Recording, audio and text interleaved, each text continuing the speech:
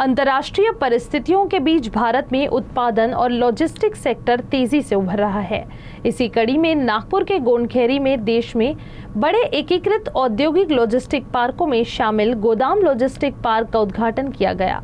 मुख्यमंत्री देवेंद्र फडणवीस और केंद्रीय मंत्री नितिन गडकरी की मौजूदगी में लॉजिस्टिक पार्क का उद्घाटन किया गया।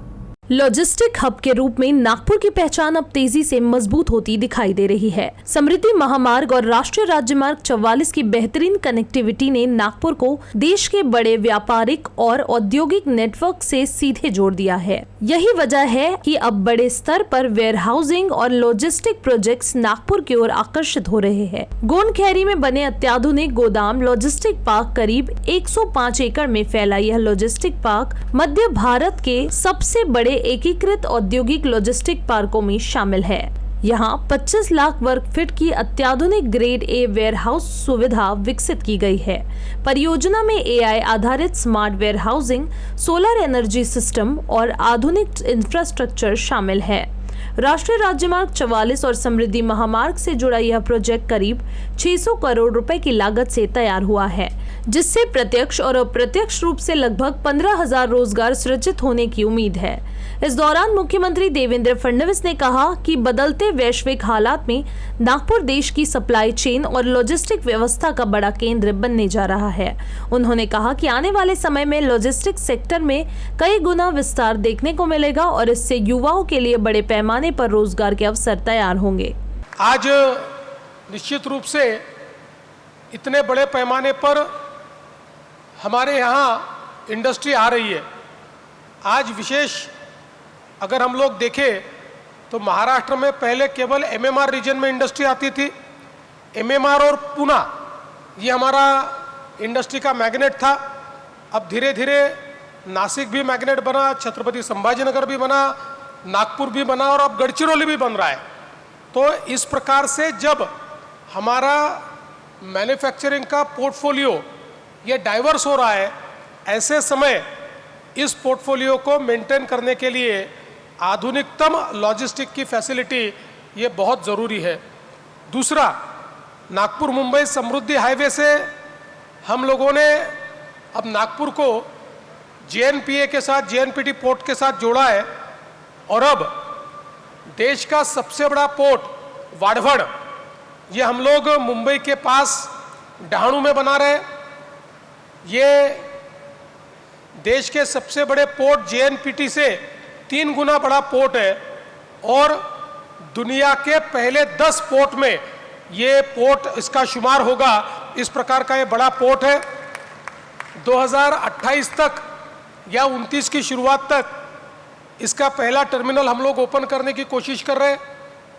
ये एक ऐसा पोर्ट है जो लॉजिस्टिक के क्षेत्र में और सप्लाई चेन के क्षेत्र में महाराष्ट्र को 30 साल आगे ले जाएगा और भारत की अर्थव्यवस्था में एक बहुत बड़ा कंट्रीब्यूशन देगा। केंद्रीय मंत्री नितिन गडकरी ने कहा कि माल परिवहन में इलेक्ट्रिक वाहनों के उपयोग को बढ़ावा देने से ईंधन खर्च कम होगा, पर्यावरण संरक्षण को मजबूती मिलेगी और लॉजिस्टिक की लागत भी घटेगी। उन्होंने कहा कि भारत को आधुनिक और कम लागत वाली परिवहन व्यवस्था की दिशा में तेजी से आगे बढ़ना होगा।